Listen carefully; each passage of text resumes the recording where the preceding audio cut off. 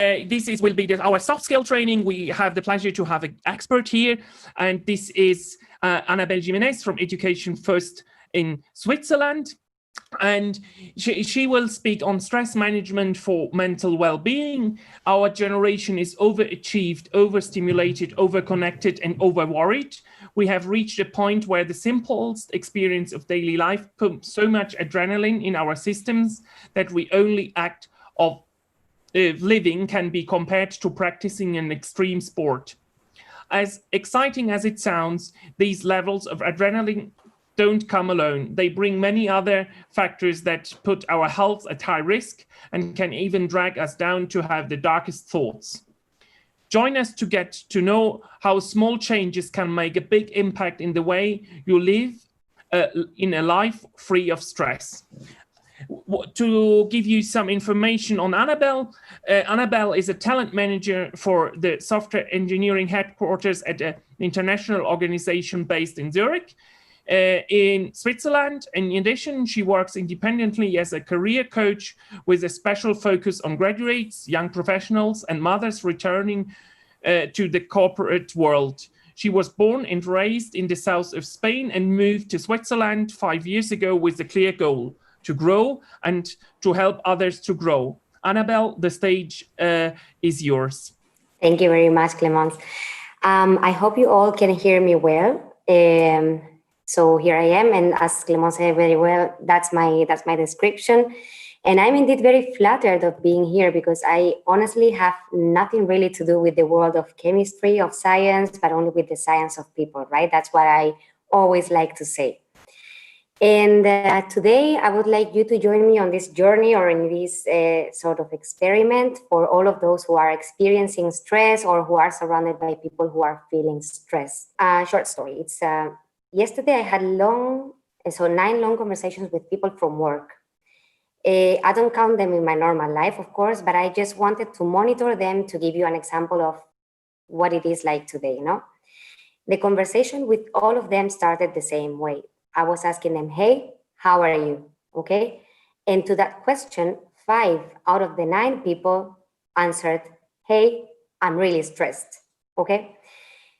And this is the kind of response that I usually get whenever I am approaching people. Also because people know what is my background. I don't know if you get it very often, but to me, it's that people just simply tell me, I'm totally stressed out, I'm overwhelmed and everything.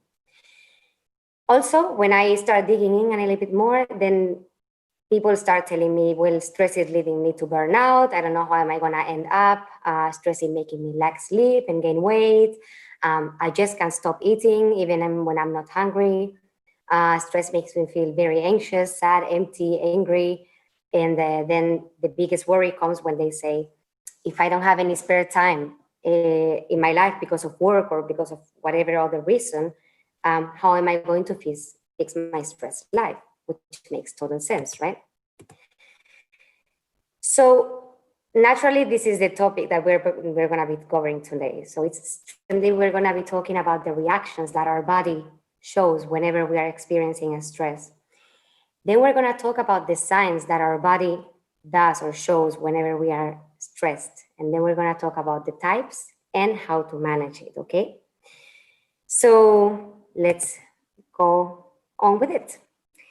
I guess that the vast majority of you have received I'm stressed as a response to the question, how are you, as I was saying before, no? And probably you have also said it or failed that you wanted to say that. And that is totally normal, and that response doesn't normally come alone, okay? It usually comes accompanied by a face expression that shows the biggest disappointment, like really, really, you don't like to see that expression in the face of no one, right? So it is inevitable to look at this word, stress, as you can see in the screen, and feel uncomfortable, itchy. Like if there is one aim that we all have is to live a life full of happiness, successes, good stories to tell in the next party, like really have good stuff to tell. And we want to experience all that by having zero stress. It's normal, okay?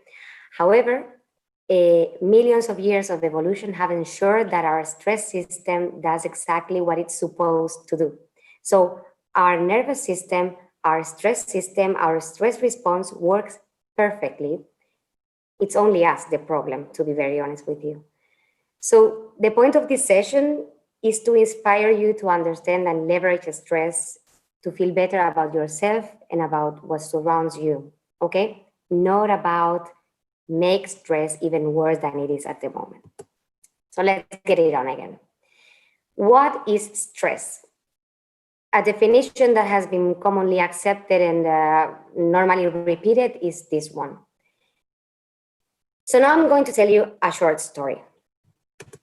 Tom is an English tourist that is visiting the Sundarbans, a cluster of islands in the Bay of Bengal, spread across India and Bangladesh. The region is famous for its unique mangrove forests, for its variety of birds, reptiles, and for being one of the largest reserves of the Bengal tiger. Although forbidden, Tom tells his driver while being on a tour, Tom tells his driver, who is also his guide, to stop the car because he really wants to take a picture of a tree in detail. After a tedious discussion, the driver decides to stop in a safe place. Tom jumps out of the car and approaches the tree that he is keen on photographing. And when he's about to shoot the camera, oh, hold on, because they're telling me I think that the connection is poor. Okay, now it seems to be okay, right?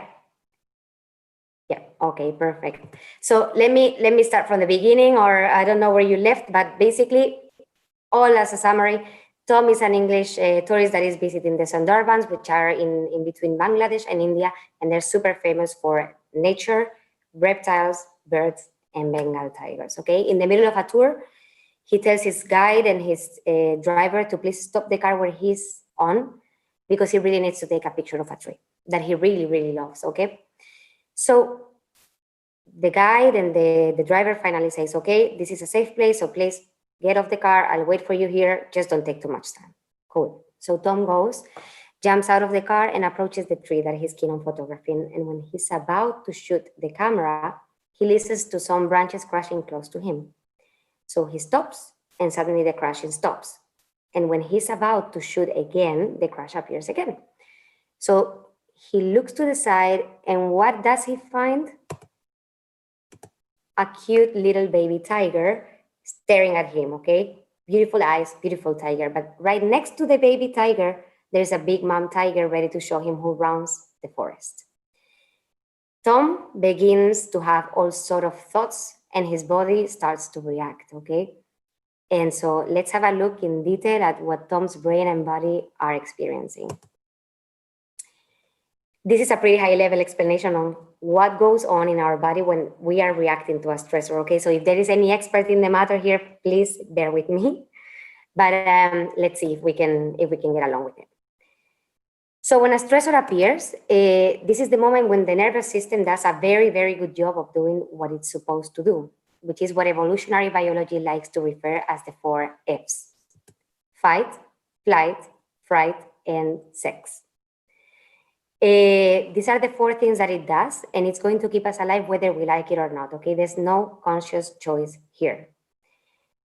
There is a part of our brain very deep down, the locus coeruleus, which is going to tell our adrenal gland, hey, I'm getting eaten by a tiger, so please release adrenaline, okay? If you're in the US, you can probably identify it with epinephrine. Then as adrenaline circulates through the body, it brings on a number of physiological changes. The heart starts beating faster than normal, pushing blood to the muscles, to the heart, and to other vital organs. Then the pulse rate and blood pressure go up. The person undergoing these changes also starts to breathe more rapidly so that the lungs can take in as much oxygen as possible. In this way, with the extra oxygen, the brain increases its alertness, okay? So sight, hearing, and other senses become a little bit sharper. Meanwhile, adrenaline triggers the release of glucose and fats from temporary storage sites in the body. These nutrients flood into the bloodstream, supplying energy to all parts of the body. All of these changes happen super quickly, and so quickly that people aren't even aware of them. In fact, the wiring is so efficient that the cascade of reactions starts even before the brain has had a chance to fully process what's going on. And that's why, for example, people are able to jump out of the path of an oncoming car even before they think or they are able to understand what's going on. So what is going to happen next is that our hypothalamus is going to tell our pituitary gland, hey, please release this other hormone, ACTH, which facilitates the production and release of cortisol, okay? We've all heard about cortisol. Cortisol makes you fat, cortisol does horrible things to you. We all hate cortisol, okay? But the honest truth is that cortisol keeps us alive because it will help us to stay on high alert and ready to fight or flight. This is the name of the reaction, fight or flight.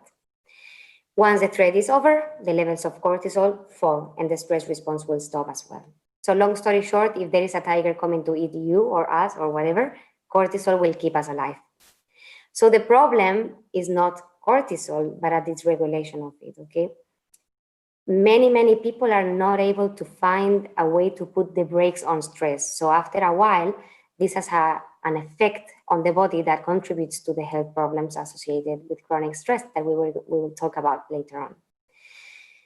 Basically, persistent adrenaline surges can increase blood pressure and raise high risk of heart attacks and strokes.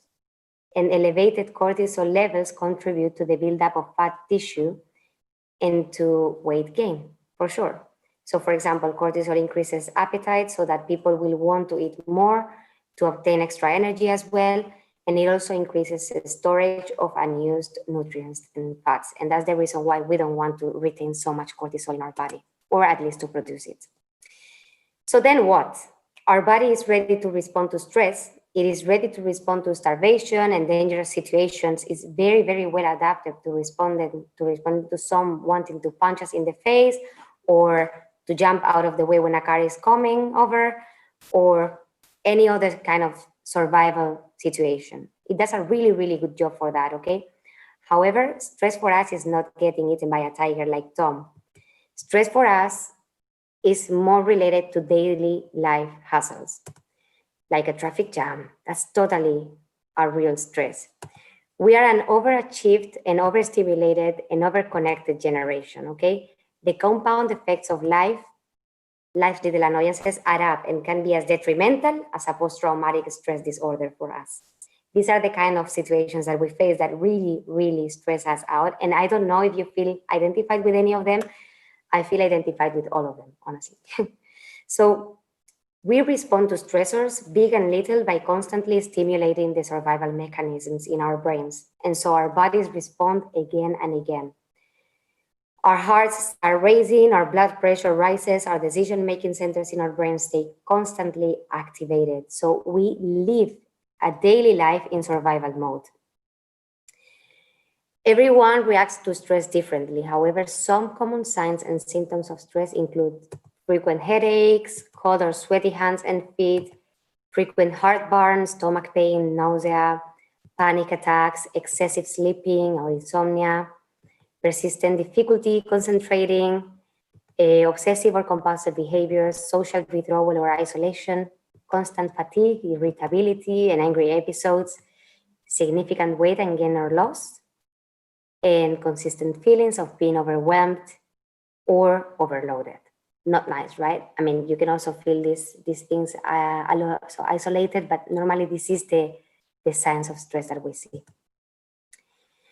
So there are 4 common types of stress, okay? And these are the ones that the Dr. Carl Albrecht, who is a pioneer in the development of stress reduction training for business people, has defined, okay? So he starts by the time stress, okay? This is the stress that we experience when we worry about time or the lack thereof, okay? We worry about the number of things that we must do.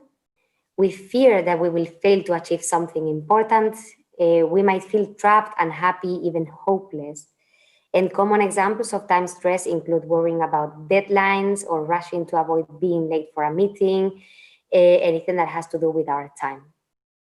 The next type of stress that he presents is the anticipatory stress. which describes the stress that we experience concerning the future, of course. So sometimes this stress can be focused on a specific event, such as an upcoming presentation that we are going to give, but it also can be vague and undefined. So it can be an overall sense about the future or a worry that something will go wrong at some point. You don't know what, but you feel like something will go wrong. The next one that he identifies is the anticipatory stress, which describes stress that we experience concerning the future. Sorry, not future. The situational stress, which is the one that we experience when we're in a scary situation, okay? That we have no control over. This could be an emergency or a situation that involves conflict, loss of control of the status that we have in a group. We don't know if people are accepting us or not, so suddenly we don't really understand what's happening. That's a situation for us, right? For instance, getting laid off or making a major mistake in front of our team or in front of a big group of people, whatever the situation it is, it may be causing us stress, and that's precisely what is causing us the problem. And the last one that he presents to us is the encounter stress. I find this one really funny. We experience encounter stress when we worry about interacting with a certain person or group of people. We may not like them, or we may think that that they are unpredictable. We might not enjoy the conversations with them. So by thinking that we're going to be with those people, we are stressed, okay? Encounter stress can also occur if our role involves a lot of personal interactions with customers or clients, and especially if they are in complicated situations, okay? This type of stress also occurs from a contact overload. I don't know if with COVID, some of you are facing this, which is like we have spent a lot of time alone at home, and now suddenly we are starting to get out, or I hope so in your countries. Here in Switzerland, life is sort of back to normal, and really we are back to normal. So we are meeting people, going back to the office every now and then. I keep on staying at home. But sometimes you feel anxious or stressed about having to meet people and having to talk to so many people, and that is normal, okay? It's called encounter stress. So stress is associated with a low immune system, with obesity, and helps for the development of very, very bad diseases. And the thing is that although all this type of stress can be situational and just be allocated to certain moments, over time, the repeated activation of the stress response takes a toll on the body. So research suggests that chronic stress contributes to high blood pressure, promotes the formation of artery clogging deposits, causes brain changes that may contribute to anxiety, depression, and addiction. And more preliminary research suggests that chronic stress may also contribute to obesity, okay? Therefore, we want and we need to find a solution to our stress problems. And now we're gonna start talking about it. Time stress is one of the most common types of stress that we experience nowadays, okay? So first, we should learn good time management skills. This can include using to-do lists, or if you have to manage many simultaneous projects, learn how to develop action programs, okay? This is a really good technique. I apply it in my daily life, and it takes some time to learn, actually, just the time that you will put in practicing it. We won't go through it, but if you have any doubts, please reach out to me, okay? And I will explain how to do it. Next, make sure that you are devoting enough time to your important priorities. For that, it's important that you understand what your priorities are, right? If you learn what your priorities are and you understand that you're allocating enough time to this, you will not procrastinate that much. So you won't be feeling exhausted at the end of the day, and you will have a good feeling that you've done enough. Hold on, I'm getting again a chat. Maybe it's that. Okay, no, a connection is still good. I'm sorry for that. So your important tasks are usually the ones that will help you reach your goals, and working on these projects is a better use of your time. So I also recommend a lot doing Eisenhower's urgent and important matrix, okay? It's very, very useful to balance urgent and important tasks. And if you often feel that you don't have enough time to complete all your tasks, create more time in your day. Learn how to create more time in your day. This might mean maybe coming in early in the lab or in the office, or stay working late. So come later and stay later so that you have quiet time to focus. You should also use your peak working time to concentrate on your most important tasks. So if you know that you are much better working at 2 p.m. because that's your peak of concentration, just allocate the most demanding tasks for you for that time span, okay? And also, make sure that you are polite and assertive about saying no, okay? So sometimes people, you give them the hand and then they take your arm in confidence on, okay, can you do something? And we all tend to say yes all the time. So we don't necessarily need to just say yes constantly, okay? Anticipatory stress. So here is very important for you to start recognizing the event that is creating you stress, okay? Because many times we don't really understand what is making us feel stressed. Maybe it's that little event that you are thinking of and you have it in the back of your head and you don't really know. So recognize the event that is causing you stress. Visualize positively what is going to be happening, okay?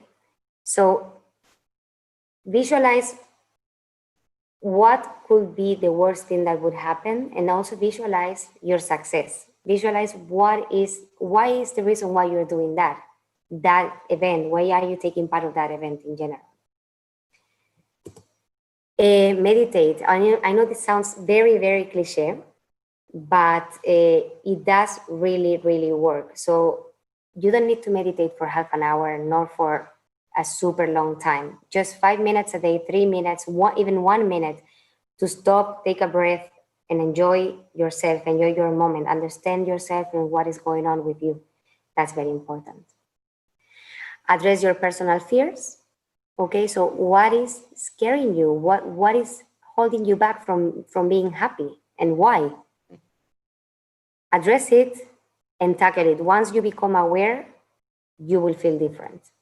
And then overcome the fear of failure. This is the fear that we all have. Like even myself, before doing this presentation, when I was preparing everything, I was already thinking like, oh, what if I forget? What if I don't remember to say these things? So of course, you start feeling that you don't want to fail, right? But describe failure. What is failure? What is the worst thing that could happen? How will you overcome the worst thing that could be happening? Okay? Just be honest to yourself. Take it easy. Then we come with the situational stress. Let me have a look again to the chat. I don't know, I will probably, okay, so there's no problem with the connection. I'm sorry to be checking on, but I don't want to be talking when there is no connection. The situational stress, be self-aware, okay? Again, where are you? What is going on? What is scaring you out? Learn conflict resolution. So many times when we find ourselves in a difficult situation where people start arguing with themselves or start asking you about an opinion, and you know that your opinion is going to be probably opposite to the opinion of the other, to the third party of the conversation. In that case, you need to learn how to resolve a conflict, okay? How to find a solution that is going to be good for everyone. And just don't fly away. Just be there and let everyone know what the solution could be, okay? Learn to think on your feet. Address where you are. Address what is stressing you in that conflict or in that situation that is happening. And think about what will make you happy, because many times we also stress out about taking decisions or making decisions that are applicable to someone else's mindset, okay? Think about your own. Think about what would you do on your own feet, not on the feet of person A or person B. Be honest to yourself. That's always the most important. And finally, manage your emotions. Sometimes we know that in a certain situation, we're gonna feel already nervous or sad or extremely happy. Understand what your emotions would be like and kind of foresee them. Get ready for them and then learn how to manage them. It's also good to express your emotions. It's very important, okay? But understand them. Understand that if you're crying, why are you crying? If you're smiling, why are you smiling? If you feel extremely enlightened, understand why as well, because you want that to repeat. So understand yourself. And about the encounter stress, work on your people skills. If you don't quite enjoy a conversation with someone, try to tackle why. Why don't you enjoy that? So whenever you're with that person, make sure not to tackle that point, not to tackle that moment that is going to be stressing you out and you already know.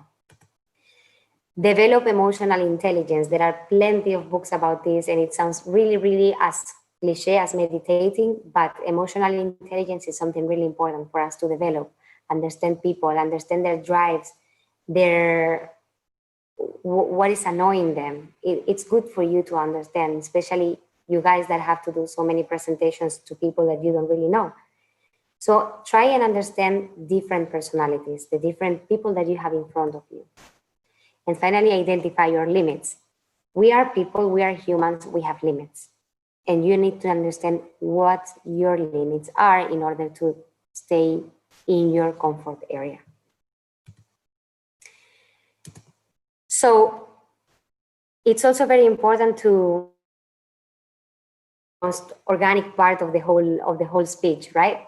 Which is about enjoying the nature that we have around. It is approved and it's been researched that spending time in nature will help us to reconnect with a part of the world, to reconnect with a part of ourselves that has nothing to do with anyone, with any project, with any presentation, with anything. It's you and nature.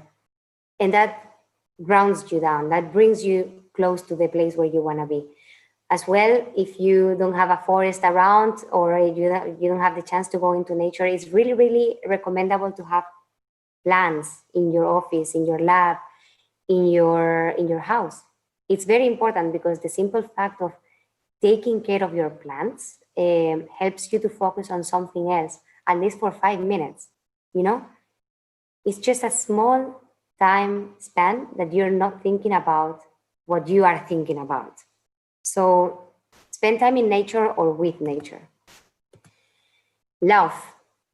This is a great therapy for you to do if you're feeling stressed out. Sometimes even laughing about yourself, try to find something to laugh about. I know sometimes it's really difficult whenever you're facing a situation that you don't certainly like, but try and do it, and then you will feel much better. Sometimes even smile, only smile.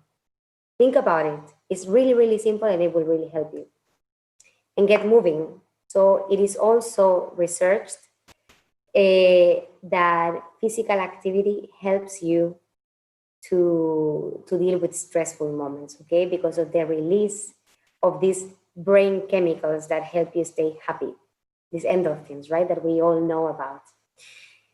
However, there is an offside of this get moving part, which is that many people stress out because they simply don't like to do sports.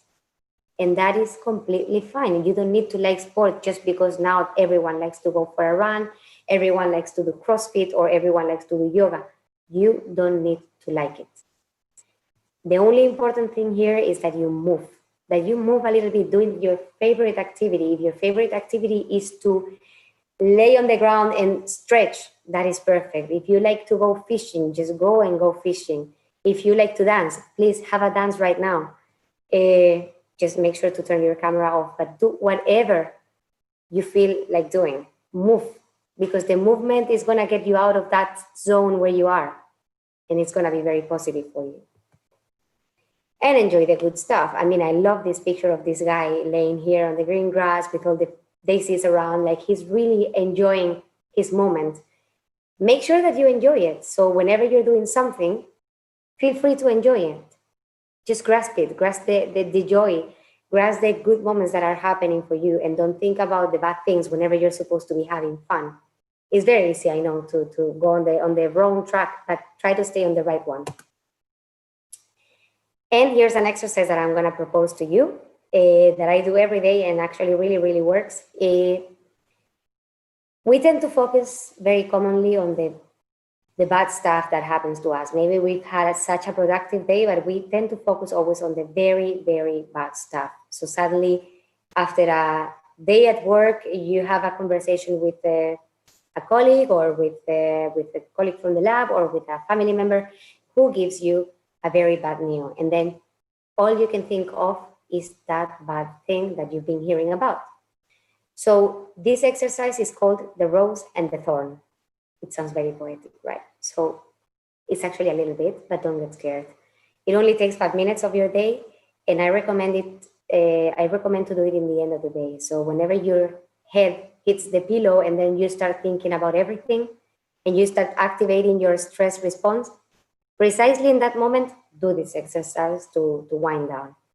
So what is the rose? The rose is to dedicate a thought to the 3 positive things that have happened to you today. It doesn't need to be related to with work, with the personal life. It can be related to anything that you consider that is positive, okay? Think about those 3 things and then move to the thorn. The thorn is the one that we see on the right, and it's a mistake that we've made today, but a mistake that we are ready to learn from. So if you think about it, we're focusing our thoughts suddenly on 3 very positive things and on a negative one that we're going to turn into positive. So after all, it's 4 positive things. And then you are allocating your thoughts to that. Suddenly, your brain is away from all the other things that have been happening to you in the day. You will see how it works. It really doesn't take any time. And in fact, if you have a partner or if you have kids or anything, it's really, really good to do it with someone else because it also creates a lot of bonding with the person. So, again, stressed. What does it mean now, this word for you? Honestly, I hope it doesn't mean too much because after all, it's only the word desserts spelled the other way around. And thank you very much for your time now. You can reach me on LinkedIn if you would like to know anything else about stress and about how to allocate your stress and understand yourself better. That's also my email address and my website where I post a lot of stuff, where I also like to wind down a lot and release, let go. A lot of stuff is written there, so feel free to just join there. Now let me stop sharing. And I don't know if you can see me. Clemence, if you can, there we go. Anabel, thank you very much for the interesting presentation and the insights into stress. Mm-hmm. Yeah, before to move on quickly to the roundtable discussion, one small question for you. Mm-hmm.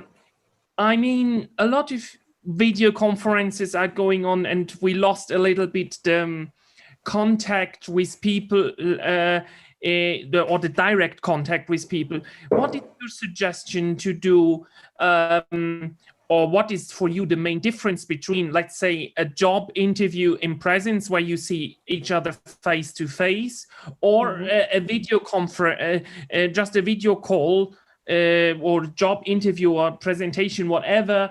I think the stress there is a little bit different from the one you face when you meet the other person in real life.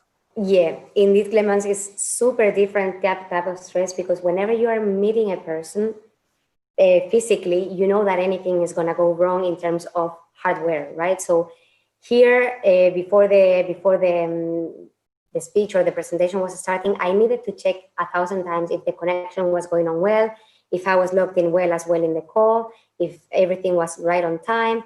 So we have to juggle a lot of different points of stress that are inconvenient or uncomfortable for us, right? Whilst if you go to a personal interview, you're just in a meeting room with a person, just talking, okay? And then the stress factor there is going to be mainly about, oh, am I giving the right answers? Am I connecting with this person? Did I forget anything important to say? However, also in the personal interview on a face-to-face basis, you have other stressors perfectly. You may have the stressor of being late because the bus that you took is on a traffic jam and you don't know if you're going to make it on time. So honestly, the stress that you will feel different is the environment where you are at.